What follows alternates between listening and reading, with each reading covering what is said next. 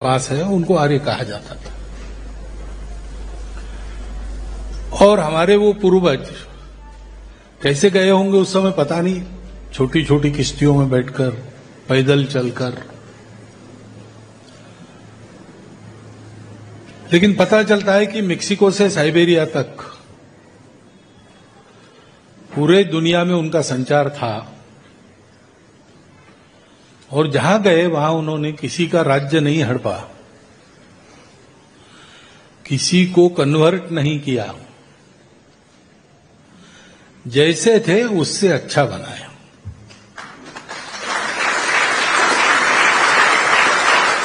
संस्कृति दी, सभ्यता दी, गणित दिया, आयुर्वेद दिया, कई प्रकार के शास्त्र दिए।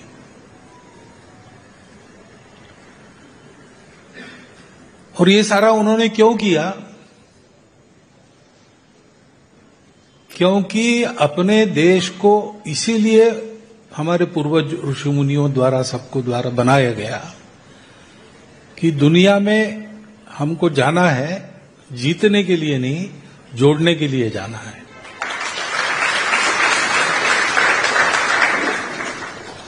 अलग से जोड़ना नहीं है। हम ये जानते थे पहले से ही कि सब जुड़े हैं, भूल जाते हैं। अब पता नहीं क्यों कालांतर में शायद हम परम वैभव संपन्न थे, विश्व में भी प्रभाव था। उस प्रभाव में जिनके जीवन उस समय अच्छे बने उनके वंशज आज भी है और हर 4 साल बाद एक बार भारत में आते हैं। अभी वो ऐसे नहीं है, अभी वो पीड़ित है, निर्वासित है। तथाकथित आधुनिक लोगों ने उनको और नष्ट कर दिया। जो बचे हैं वो बहुत दबाव में जी रहे, राहत की सांस लेते हैं और उस युग को कृतज्ञता पूर्वक याद करते हैं। हम भूल गए, शायद परम वैभव संपन्न थे इसलिए विलासिता आ गई और खतरा नहीं रहा और मनुष्य सावधान नहीं रहा, तो स्वाभाविक ये होता है कि असावधानी के कारण वो भूल जाता है, गलती कर जाता है। आदमी गिर के फ्रैक्चर नहीं करा लेता बचपन में, चलना सीखते समय थोड़ा गिरा होगा तो फ्रैक्चर तो नहीं होता, बाकी फिर जीवन भर चलता है। और जीवन भर चलने का अनुभव लेने के बाद जब वृद्ध हो जाता है, इतने साल चला हुआ आदमी बाथरूम में पैर फिसल कर गिर जाता है, क्योंकि मैं जानता हूं और इतने दिन चला हूं, इतने दिन कुछ नहीं बिगड़ा, अब क्या बिगड़ने वाला है, ये असावधानी उसमें आती है। ऐसे कुछ हुआ होगा और उसका लाभ परकीय लोगों ने लिया। उन्होंने आकर हमको जित बनाया, वो जेता बने। हम दुनिया भर में गए एक सद्भावना लेकर, लेकिन ये सब लोग बाहर की दुनिया से हमारे यहां हैं, वो तो कोई सद्भावी लोग नहीं थे, वो बुभुक्षित लोग थे। उनको सब चाहिए था, क्योंकि सब लोग जुड़े हैं वो नहीं जानते थे। मैं हूं इतना जानते थे, बाकी भी है और हमारी और बाकी लोगों की स्पर्धा है। स्पर्धा में हमको अव्वल आना है, नहीं तो हम मर जाएंगे। इसलिए बाकी लोग मरते ही कि जीते ही इसकी चिंता मत करो, हम ही बड़े हो जाओ। इस आधार पर चलने वाले ये लोग आए और पहले तो उन्होंने ध्वंस किया, हमको लूटा। फिर आखिरी जो आए उन्होंने हमारे दिमाग को ही लूट लिया। तो हम ये भी भूल गए कि ऐसा कुछ हमारे पास था जो दुनिया को देना है। ये हमारे यहां हमारा सौभाग्य है कि आध्यात्मिक परंपरा हमारे यहां इन सब बातों के बावजूद अखंड अक्षुण्ण चल रही है।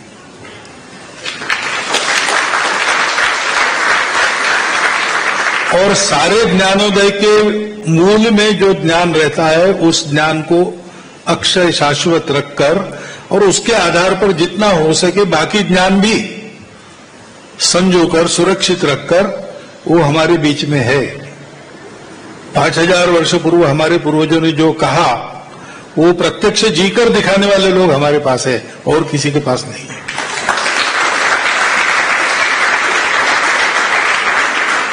अब हम भारतवासी, हम उस आर्यत्व के विरासतदार, ये हमारा अपना कर्तव्य है कि अगर हम ऐसे थे तो हमको ऐसे होना है।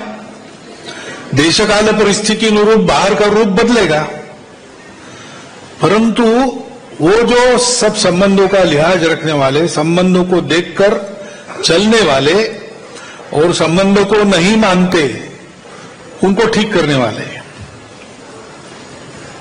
यानी शास्त्र भी है और शस्त्र भी है, शक्ति भी है, भक्ति भी है, ज्ञान भी है, ऐसा कर्म करने वाले, ऐसा हमको बनना है। ये अपने आप में हमारा कर्तव्य है। और समय ने कुछ ऐसा मोड़ ले लिया है कि अब दुनिया के लोग भी सोच रहे कि जिस रास्ते पर हम इतना आगे बढ़े हैं वो रास्ता हमको भी विनाश तक ही ले जाएगा।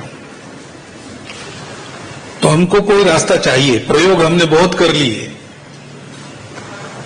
व्यक्ति को प्रमुख मानकर किए, समूह को प्रमुख मानकर किए, अर्थ को प्रमुख मानकर किए, काम को प्रमुख मानकर किए, तरह तरह की सिस्टम, भगवान को मानने वाली, न मानने वाली, अध्यात्म को मानने वाली, केवल विज्ञान को मानने वाली, इसी सारी पद्धतियों के 2000 साल प्रयोग हो चुके। लेकिन मनुष्य को कभी फीका न पड़ने वाला शाश्वत सुख और सामूहिक जीवन में सृष्टि के साथ समन्वय, आपस में सामंजस्य, ये प्राप्त नहीं हुआ। जहां हमने शुरू किया था वहीं पर हम लोग हैं। हो सकता है उससे भी पीछे चले गए। तो ये सब रास्ते काम के नहीं, हमको नया रास्ता चाहिए और नया रास्ता भारत के पास है। तो जो विचारक है, सद्भावी लोग हैं, वो भारत से अपेक्षा करते हैं। लेकिन वो प्रवृत्ति भी है जिसके कारण ये सारा हुआ अनर्थ। और हम जानते हैं कि सब लोग जुड़े हैं, तो हमारा एक कर्तव्य बनता है कि वो राहत पहुंचानी चाहिए। और राहत पहुंचाने के मार्ग में अभी भी दुर्भावना जिनकी है वो रोड़ा बनेंगे, तो उनका समाचार लेने के लिए शक्ति संपन्नता भी चाहिए। अब इन दोनों के लिए हम प्रयास करते हैं तो हम भी अपना रास्ता भूल गए। तो हमारे पास वही दोनों रास्ते जो फेल हो चुके हैं, उस पर चलने से तो हम ये नहीं कर सकेंगे। तो इसलिए हमको फिर से अपने पूर्वजों के ज्ञान के तरफ वापस जाना पड़ेगा। प्रयास चल रहे हैं। आपने अंग्रेजी शब्द सुना होगा, इंडियन नॉलेज सिस्टम, ऐसा कहते हैं, भारतीय ज्ञान परंपरा। लेकिन भारतीय ज्ञान परंपरा में क्या क्या देना है? तो अभी तो हम देखते हैं कि हमारे यहाँ गणित था, हमारे यहाँ भूमिति थी, हमारे यहाँ ये शास्त्र था, वो शास्त्र था, ये सब आता है, वो सही है और जानकारी भी होनी चाहिए।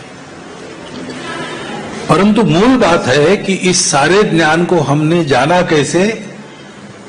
हमने एक विशेष परंतु मूल बात है कि इस सारे ज्ञान को हमने जाना कैसे? हमने एक विशेष दृष्टि का उपयोग किया। उस दृष्टि के चलते हमको एक सत्य मिला। उस सत्य के आधार पर हमारा मूल्याधिष्ठित धर्म और संस्कृति उत्पन्न हुई। उसके पीढ़ी दर पीढ़ी आचरण के कारण हमारी शक्ति भी उत्पन्न हुई, हमको ज्ञान भी मिला, भक्ति भी मिली और हम कर्मरत रहे, पुरुषार्थरत रहे।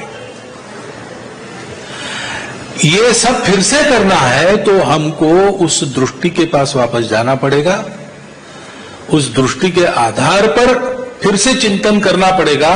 देश काल परिस्थिति के अनुसार जिसका रूप हो सकता है बदल जाए, परंतु जिसका मूल, जिसका भाव, जिसका परिणाम, वो कभी नहीं बदलेगा। ये ज्ञान हमको प्राप्त करना पड़ेगा। तो ये ज्ञान प्राप्त करना पड़ेगा तो हमको उसका कोश उपलब्ध होना चाहिए। इसलिए ये ज्ञान सुरक्षित रखना, ये ज्ञान पहुंचाना, ये कार्य एक उत्तम कार्य है, सर्वोत्तम कार्य है।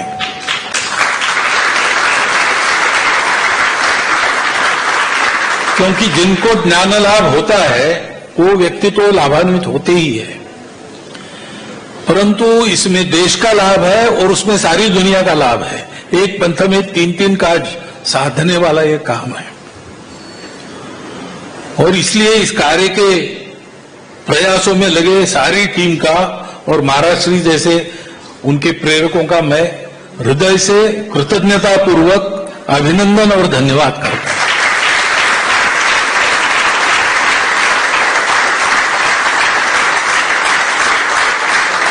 क्योंकि जब तक ये हम नहीं समझेंगे तब तक हम जो करेंगे वो बेकार ही होगा। क्योंकि हम लोग भी पढ़े हैं, हम इंडियन नॉलेज सिस्टम में नहीं पढ़े हैं, हम MKS में, मैकॉले नॉलेज सिस्टम में पढ़े हैं।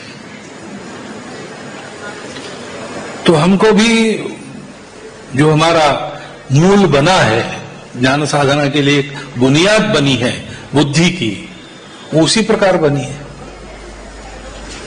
कहते हैं कि हम लोग कॉलोनाइज हो गए। शरीर से तो हम भारतीय है, पूर्वजों से तो हम भारतीय है, लेकिन मन और बुद्धि से, चित्त से हम लोग विदेशी बने। सब लोग बने क्योंकि सब उसमें से निकले हैं। अब कोई कम बना, कोई ज्यादा बना, इतना फर्क है। लेकिन उस विदेशी प्रभाव से पूर्णतः विमुक्त होना पड़ेगा, तब हम अपने ज्ञान परंपरा को प्राप्त कर सकेंगे, उसका महत्व जान सकेंगे। और इस बीच के कालावधि में लड़खड़ाते हुए क्यों न हो, थोड़ी बहुत अगर प्रगति बाकी दुनिया ने की है, तो उनके इस प्रगति के रहस्य को भी समझकर उसका भी मूल्यांकन कर सकेंगे। जो अच्छा है वो स्वीकार कर सकेंगे, जो बिना काम का है उसको छोड़ सकेंगे।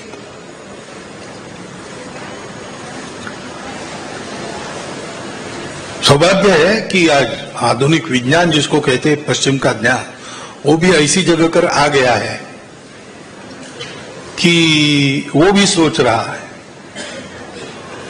जैसे आजकल न्यूरो साइंस कहता है कि आप अपने ज्ञानेंद्रियों से जो देख रहे हो, आंख, कान, नाक आदि आदि,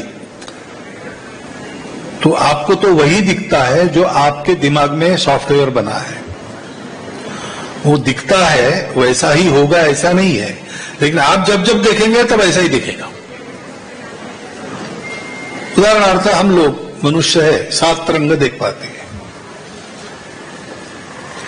मैं जानवरों का डॉक्टर हूं, मैं जानता हूं कुत्ता 2 ही रंग देखता है और मुर्गी 3 ही रंग देखती है।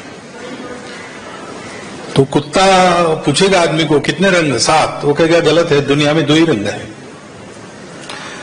अब वो भी देख रहा है, उसका भी प्रत्यक्ष है, वो अनुमान नहीं कर रहा, वो देख के बता रहा। हम भी देख के बता रहे, सत्य क्या है ये तब तक पता नहीं चलता है जब तक इस अपने भौतिक दिमाग के बंधन के परे हम जाते नहीं। और जा सकते हैं क्या? तो आधुनिक विज्ञान कहता है कि जा सकते हैं, पहले नहीं कहते थे। लेकिन अब वो नियर डेथ एक्सपीरियंस नाम की एक बात चलती है, कुछ लोग मर गए और जिंदे हो जाते हैं। तो ये क्या है, इसका अध्ययन जब किया तो उनको ध्यान में आया कि दुनिया भर के ऐसे जितने लोग हैं उनका उन क्षणों का जिसमें वो मरे थे जिंदा होने के पहले, वो अनुभव एक ही प्रकार का है। तो फिर इसमें कुछ तथ्य है। या एक यूरी गेलर नाम के व्यक्ति थे, अभी है कि नहीं पता नहीं थे, तो ऐसा एकाग्र दृष्टि करके चम्मच को वहां रखे, चम्मच को गोल बना देते थे। तो क्या है, एक्स्ट्रा सेंसरी पावर है, एएसपी ऐसा बताया। अब ये तो प्रत्यक्ष हो रहा है, उसका भी अध्ययन उन्होंने किया। तो उनके ध्यान में आया कि हम जो समझते थे कि कण, मैटर यही मूल है, ऐसा नहीं है। वो कण और ऊर्जा, एनर्जी और मैटर, ये दोनों बातें जिससे निकलती है वो है कॉन्शियसनेस, हमारा बोध। और वो बोध एक शरीर तक सीमित नहीं रहता, यानी मेरा बोध अलग, आपका बोध अलग, ऐसे नहीं होता। एक बोध में हम सब अपने शरीर सहित हैं। तो वो भी अपने इन विचारों के पास आने के, लेकिन उन विचारों का अनुशीलन करना है तो विज्ञान के उपकरण अब काम के नहीं है, ये भी उनको पता है। सूक्ष्माति सूक्ष्म देखकर अब हद हो गई, अब देखने जाएंगे तो उसका आकार बिगड़ जाएगा, ऐसा सूक्ष्म उनके सामने है। तो देखने से ही उसमें परिवर्तन आ जाता है, क्या है पता नहीं चलता। और सबसे बड़ा महत्वमहीयान ऐसा देखने के लिए गए तो लाखों प्रकाश वर्ष के अंतर में से जाना पड़ता है। उसमें अपने भौतिक नियम पृथ्वी के नहीं चलते, प्रकाश सरल रेखा में जाता है, लेकिन इतने बड़े अंतर में वो घूम के वापस भी आ जाता है। तो हो सकता है कि मेरे पीछे की वस्तु मेरे आगे दिखे, और वो भी मेरे तक प्रकाश आने में 3 लाख 30 लाख प्रकाश वर्ष लगते हैं। तो अभी जो देख रहा हूं 30 लाख पुराना है, 30 लाख वर्ष, तो अभी किसी काम का नहीं। तो मर्यादा हो गई। तो एक लेखक ने लिखा, लेख में मैंने पढ़ा है वो लेख, उसका वाक्य है, नाम भी उसने लिए है, कि पूर्व में जाना पड़ेगा और विशेषकर भारत में उनके प्राचीन ग्रंथों का अध्ययन करना पड़ेगा। उसको 2 नाम मालूम थे, वो भी दिए उसने, पातंजलि योग सूत्र, योग वासिष्ठ वगैरह। अब दुर्भाग्य ये है कि ये पश्चिम के हवाले से आपको बताना पड़ता है, तब आपकी तालियां बजती है। अपना गौरव होना चाहिए ना, अपने पास था, हमने करके दिखाया है। ये इतिहास हम भूल गए, लेकिन आप थोड़ा थोड़ा याद कर रहे हैं, तो बड़ी आनंद की बात है कि इस दिशा में आगे जाने के लिए एक बहुत अच्छा संदर्भों का भंडार इन ग्रंथों के निमित्त हमको मिल गया। मुझे नहीं लगता भारत में ऐसा कहीं उपलब्ध है, बाहर तो है नहीं, भारत में भी नहीं।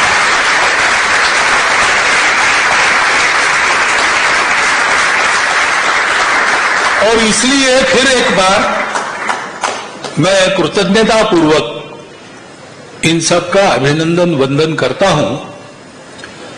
और हम लोग इतना तो कर ही सकते, आप हम, कि जो जो विद्वान लोग मिलेंगे, जो जो शोधार्थी मिलेंगे, उनको इस ग्रंथ का भंडार का आता पता बताए, जिनकी शक्ति है उनको उसको खरीदने के लिए कहे, क्योंकि वो भी चाहिए, नहीं तो काम कैसे चलेगा।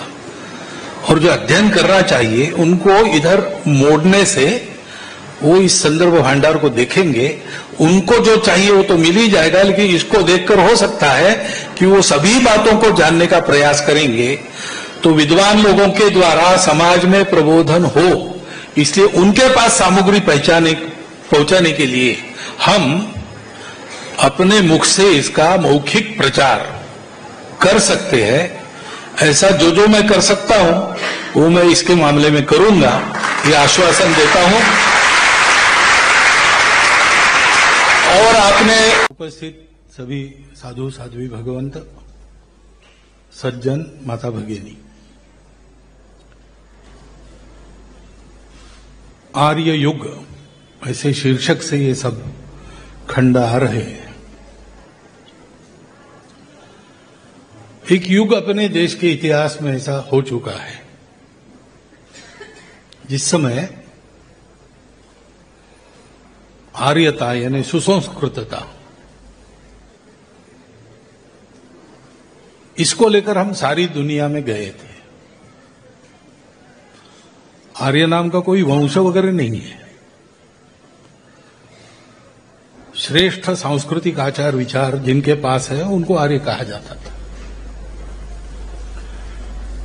और हमारे वो पूर्वज कैसे गए होंगे उस समय पता नहीं, छोटी छोटी किस्त